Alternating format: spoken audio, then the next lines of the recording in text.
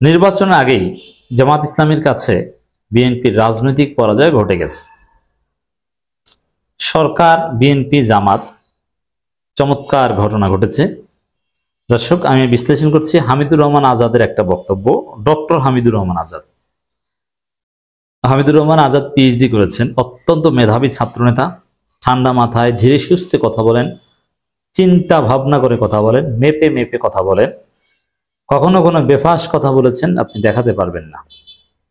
নানান জামাতের নানান নেতার নানান বক্তব্য নিয়ে আপনার সমালোচনা আছে, থাকতে পারে, মানুষ ভুলের ঊর্ধ্বে নয়। যেমন ডাক্তার তাহের এই শব্দ কেন বলেছেন, সেই শব্দ কেন বলেছেন, ইসলামী দলের নেতা হাঙ্কি পাঙ্কি শব্দ বলতে পারে না, এটা বিএনপির লোকজন সমালোচনা করছে, বা এরকম সমালোচনা থাকবে, আছে। এমনকি আমিরে জামাতের বক্তব্য নিয়ে সমালোচনা থাকবে। কুল্লু বনি আদমুন খাত্তা, প্রত্যেক বনি আদমের মধ্যে ভুল আছে। কিন্তু আমি জামাতের দুইজন লোককে দেখলাম যে এরা এতটা মেপে মেপে ধীরে সুস্থে কথা বলেন, কোনো ভুল বের করা যায় না। এর মানে এই না যে তাদের ভুলের ঊর্ধ্বে না, স্বাভাবিকভাবে পলিটিক্যাল মিস্টেক বলতে যা বুঝি, বেফাস কথা বলতে যা বুঝি, এটা তারা বলেন না। জামাতের দুইজন নেতা, একজন ডক্টর এইচ.এম. হামিদুর রহমান আজাদ, আর একজন মাওলানা আব্দুল হালিম, চিৎকার করে কথা বলেন না। অথচ চিৎকার করে কথা বলা রাজনৈতিক সৌন্দর্য, কিন্তু এই সৌন্দর্য তারা চর্চা করেন না। মেধাবী, ঠান্ডা মাথার নেতা। এই ডক্টর হামিদুর রহমান আজাদ বলছেন, গণভোট নিয়ে জামাতের সঙ্গে আলোচনায় বসতে আগ্রহী নয় বিএনপি।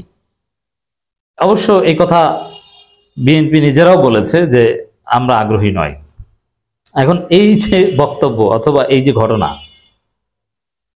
এটা বিএনপির রাজনৈতিক পরাজয়, জামাতের কাছে পরাজয়। কারণ জামাত প্রস্তাব দিয়ে তারা এক্সট্রা পয়েন্ট অর্জন করেছে। এখন প্রস্তাবে রাজি হয়ে বিএনপি সমান সমান পয়েন্ট পেতে পারত, কিন্তু না, বিএনপি প্রস্তাবে রাজি হয় নাই, পয়েন্ট কমে গিয়েছে, জামাত জিতে গিয়েছে, বিএনপি হেরে গিয়েছে।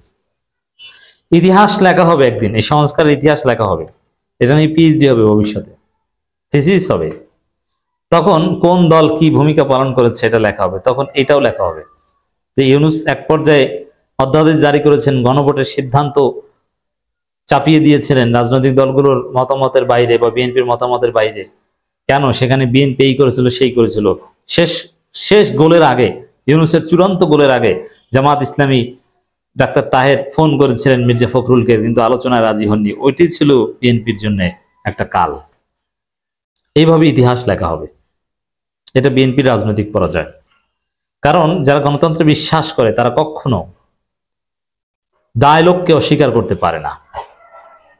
ডায়ালগের মধ্য দিয়ে সমস্যার সমাধান হয়, সেই ডায়ালগকে অস্বীকার করছে বিএনপি। আবার যারা গণতন্ত্রে বিশ্বাস করে তারা কখনো গণভোটকে অস্বীকার করতে পারে না, বা গণভোটের বিরোধিতা করতেই পারে না। গণভোটের বিরোধিতা করলে তার গণতান্ত্রিক ইমানই থাকে না, মানে গণতন্ত্রের বিশ্বাসই সে করে না। কারণ গণতন্ত্রের পিওরেস্ট এবং বেস্ট ফর্ম, একমাত্র ডিরেক্ট ফর্ম হচ্ছে গণভোট, একমাত্র ডিরেক্ট ফর্ম, সরাসরি প্রত্যেক জনগণ এক একজন এমপি। এটার বিরোধিতা করেন, আপনি বুঝতে পারছেন আপনি নিজের কত বড় ক্ষতি করছেন। তো দর্শক, গণভোট নিয়ে জামাতের সঙ্গে আলোচনায় বসতে আগ্রহী নয়। একটা বিষয়টা হচ্ছে গণভোট নিয়ে, মানে গণভোট এই জিনিসটাও বিএনপির আপত্তি, এটি বিএনপির একটা পরাজয়। আবার জামাতের সঙ্গে বসতে রাজি নয়, এটা আর একটা পরাজয়। আবার বিএনপি একদম এলোমেলো। বিএনপি বলছে যে, সালাউদ্দিন আহমেদ বলছে যে সরকার প্রধান উপদেষ্টা যদি ডাকেন তাহলে আমরা সাড়া দিব। আবার বলছেন যে সরকার জামাতের মাধ্যমে আলোচনার আহ্বান জানাচ্ছে কেন, অথচ জামাতের মাধ্যমে জানাচ্ছে না। জামাত সর্ববৃহৎ দল হিসেবে, দায়িত্বশীল দল হিসেবে আলোচনার উদ্যোগ নিয়েছে।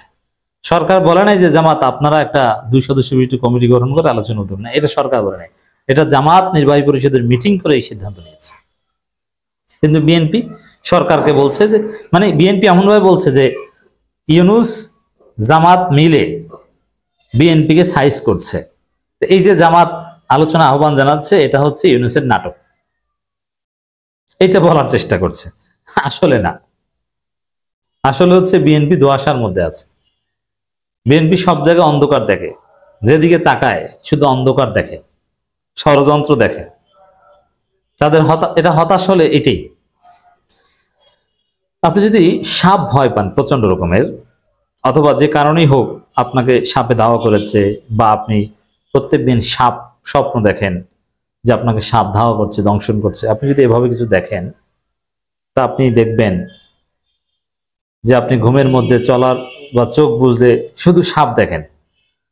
আপনি 10 তলা বিল্ডিং এ থাকেন এবং আপনার বিল্ডিং এমন ভাবে স্ট্রাকচার করা যে এখানে 10 তলা সাপ উঠতে পারবে না, তারপরও আপনি বাথরুমের মধ্যে বসলে, কমোটে বসলে, মানে আপনার মধ্যে ভয় যে সাপটা পাশে কিনা, সাপটা পাশে কিনা, আতঙ্ক সবসময়,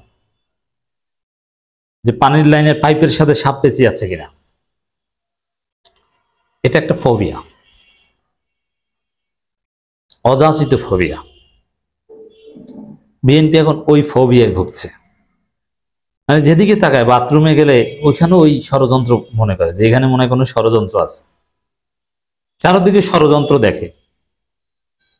এটা হচ্ছে দুর্বল চিত্তের লোকের বৈশিষ্ট্য। সাহসী লোক এভাবে ভয় পায় না। তাই বিএনপির অবস্থা হচ্ছে এখন এরকম। জাতীয় নির্বাচনের আগে গণভোটের দাবি তুলছে বাংলাদেশ জামাত ইসলামী, তবে এই প্রস্তাবে বিরোধিতা করছে বিএনপি। রাজধানীর হোটেল ইন্টারকন্টিনেন্টালে এক সংলাপে অংশ নিয়ে জামাতের সহকারী secretary general HM. Hamidur Rahman Azad বলেন, গণভোট নিয়ে আলোচনা বসতে তারা প্রস্তুত, কিন্তু বিএনপি এতে আগ্রহ দেখাচ্ছে না। এই যে কথাটা জামাত বলে দিয়েছে, এটি জামাতের স্মার্ট রাজনীতি এবং এটাই হচ্ছে বিএনপির পরাজয়। বিএনপি এখন কি বলবে? ভবিষ্যৎ প্রজন্ম যখন বিচার করবে যে বিএনপি সংলাপে রাজি হয়নি, অথবা এই গণভোট যদি না হয় বা এই সংস্কার যদি না হয় জুলাই সনদ, তখন এটা পর্যালোচনা হবে কেন হয়নি। জামাত তো আলোচনা উদ্যোগ নিয়েছিল, এই আলোচনাটা রাজি হলে মনে হয় হয়ে যেত, বিএনপি সে আলোচনায় রাজি হয়নি। এর মানে জুলাই সনদ বাস্তবায়ন হলে, গণভোট হলে, জুলাই সনদ সফল হলেও বিএনপি ভিলেন, আর ব্যর্থ হলেও বিএনপি ভিলেন, এমন মাইন্ডকে চিপে পড়েছে। এরকম কখনো দেখেছেন? সাধারণত হয় কি, যে এইটা হলে বিএনপির ভিলেন, না হলে বিএনপি ভিলেন না। কিন্তু দেখা গেছে এরকম যে এটা হলেও বিএনপি ভিলেন, না হলেও বিএনপি ভিলেন, বোথ সাইড থেকে।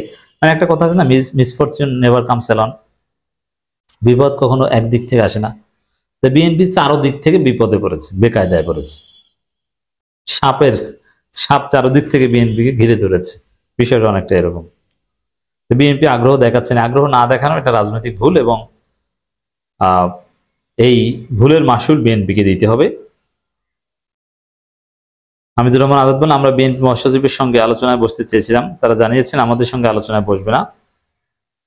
কতটা অগণতান্ত্রিক দল হিসেবে এরকম সর্ববৃহৎ দলের আহ্বানকে এভাবে অগ্রাহ্য করতে পারে? ভাই, আলোচনা কিছু হোক বা না হোক, তারপরও বসতেন আপনি গণতন্ত্রে বিশ্বাসী হলে।